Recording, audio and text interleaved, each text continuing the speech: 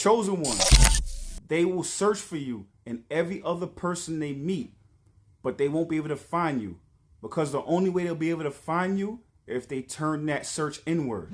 Valerie, talk to him. You see, chosen ones, your love is an initiation, not a relationship. You awaken something in people that sleep can't satisfy anymore. When they lose you, they don't just miss your presence, they miss the reflection of who they almost became when they were with you.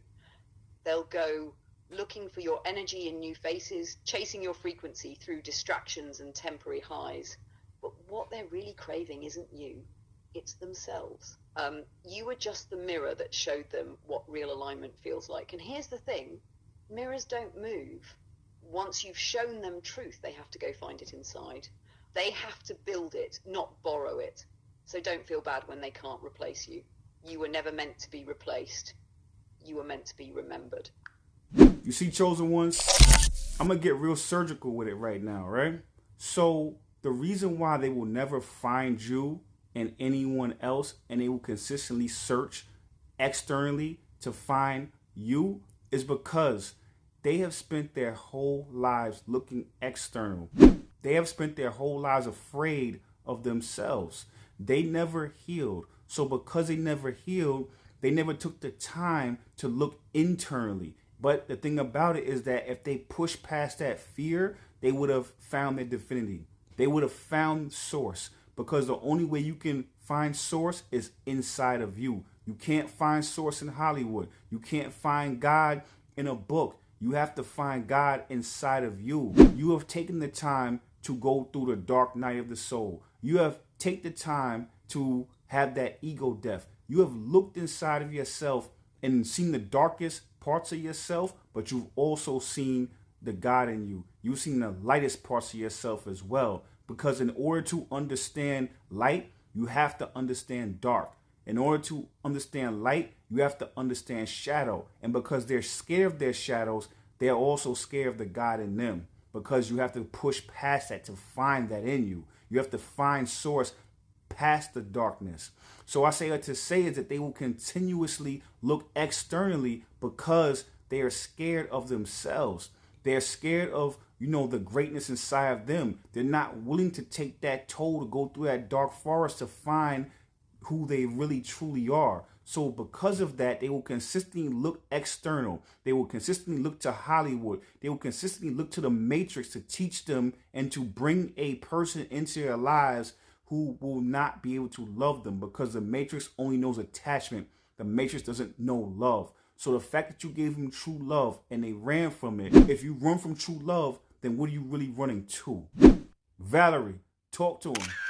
You see, chosen ones, what they're running from isn't you, it's exposure. You didn't just love them, you illuminated them. You showed them everything they buried under achievement, appearance, and distraction. You became the mirror they couldn't control. The Matrix trains people to find comfort in distortion, filters over truth, performance over presence. But you broke the algorithm. You gave them a frequency they couldn't replicate because it didn't come from a mask, it came from mastery. And to match that, they'd have to face the same fire you walked through. That's the part they fear, the reckoning with self. Because real love demands resurrection. It asks for accountability, transparency, surrender. It burns everything false. Most people would rather stay numb than feel that holy discomfort. So let them search, let them scroll through faces and timelines, chasing a light they could have kept if they'd stayed still. Because sooner or later, every seeker of external validation has to face the silence. You see, chosen ones? So in order for you to have love and fear cannot reside in the same place. Because if you fear something, you cannot love it. Meaning that real love is understanding. When you love something or someone, you want to understand it. That's why if you see people who love cats, they understand how cats move. They understand how everything, cats do, their mannerism, things of that nature. These monks, and they were saying, this woman or whoever it was said, I love that flower. I love that rose. I'm going to cut it down and put it in my kitchen in a vase. And the monk said, you don't love it, because if you loved it, you will want to put it in its most ideal environment to grow and flourish and prosper. You love the way it looks.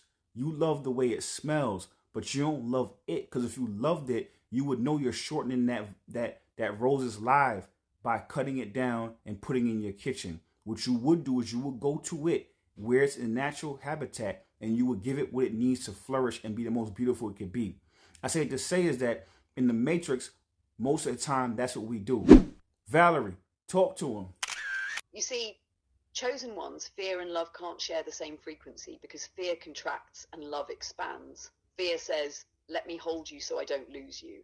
Love says, let me understand you so you can grow. That's why most people don't love. They possess. They see beauty and immediately try to own it, thinking proximity equals connection. But that isn't love. That's consumption. Love observes without needing to control. Love asks, what helps you thrive, not how can I keep you close? When you loved them, you were like the monk. You met the rose where it bloomed. You gave space, patience, understanding. But the Matrix taught them to cut what's beautiful and display it for validation. They never learned that real love requires stillness, not conquest. So when they ran, they weren't fleeing rejection, they were fleeing reflection. Your love showed them the gap between attachment and authenticity. It exposed the courage it takes to face oneself. And until they confront that shadow, they'll keep mistaking captivity for care. But don't shrink your frequency to fit their fear. You are the environment the rose was meant to grow in. Keep loving like sunlight, steady, free, and untamed.